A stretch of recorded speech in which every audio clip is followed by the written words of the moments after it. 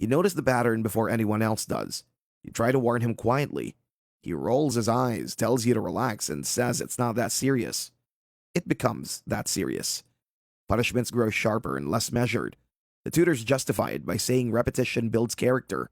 Yours, apparently. You stop counting the strikes. You start counting the days between them.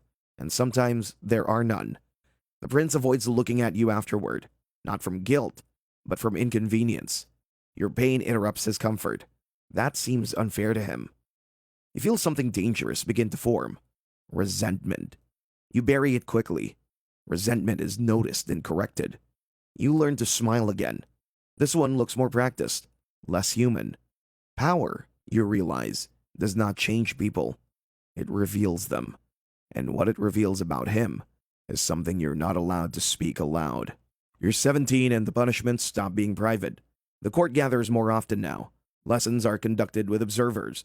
The prince performs. He knows the eyes are on him and he enjoys it.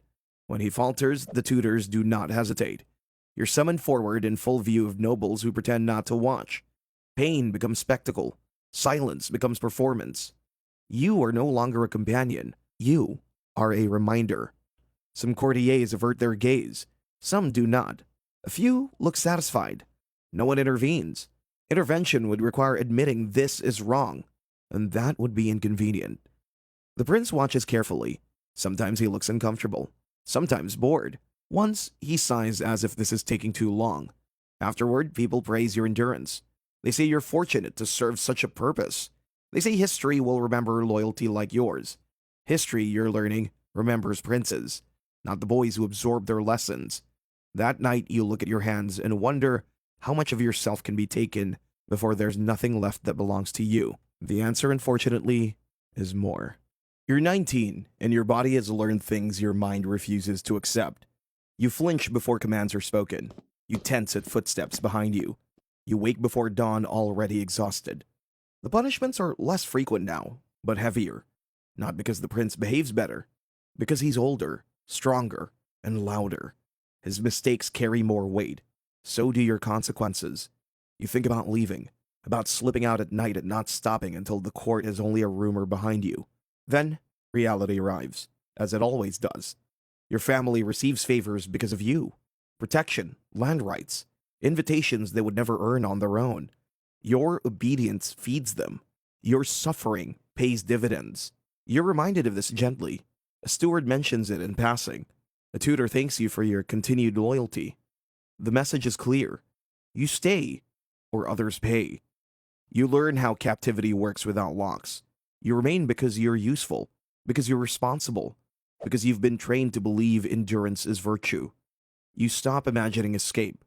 That imagination was dangerous anyway. You're 21 when the boy arrives. He's younger, smaller, and clean. He looks at the court with the same confusion you once had, the same hope. You recognize it immediately. That hurts more than anything else has. No one announces your replacement. There's no ceremony, no thanks. The tutors simply stop calling your name. When the prince missteps, they look elsewhere. You're dismissed from lessons quietly, like a tool no longer needed. The prince barely acknowledges the change. He nods once you pass in the hall and you bow because habits die hard. You're reassigned, minor duties, waiting, watching the boy learn what you learned years ago. You want to warn him. You don't. Warnings are pointless without power.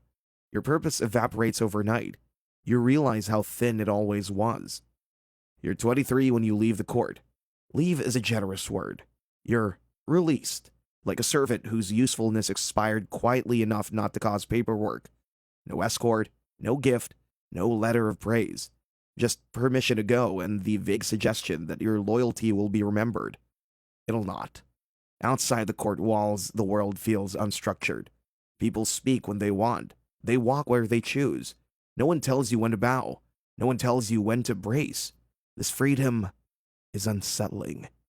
You try to work. You try to fit into households that expect initiative, confidence, and decisions. You are trained for obedience, not autonomy. You wait for instructions that never come. When mistakes happen, no one corrects you. They simply stop asking you back. Your reputation follows you. Some know you were close to the prince. Others know what that closeness meant. They treat you carefully. like a reminder of something uncomfortable. You'll learn that proximity to power does not translate into protection once the power moves on. At night, you still listen for footsteps, still count silence, still feel relief when nothing happens. Court habits cling long after court does not. You're 25 when you finally understand your role. You were not a title, an office, nor a rule written down anywhere.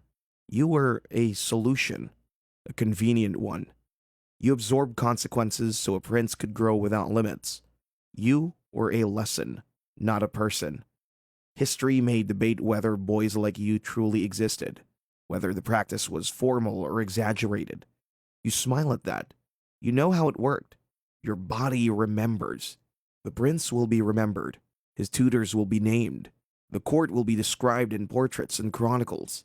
You will not appear anywhere except in habits you cannot unlearn. But you're still here. You survived a system that required your pain and forgot your name. You carry the marks quietly. You live without ceremony, without recognition. And that, you realize, is its own kind of victory.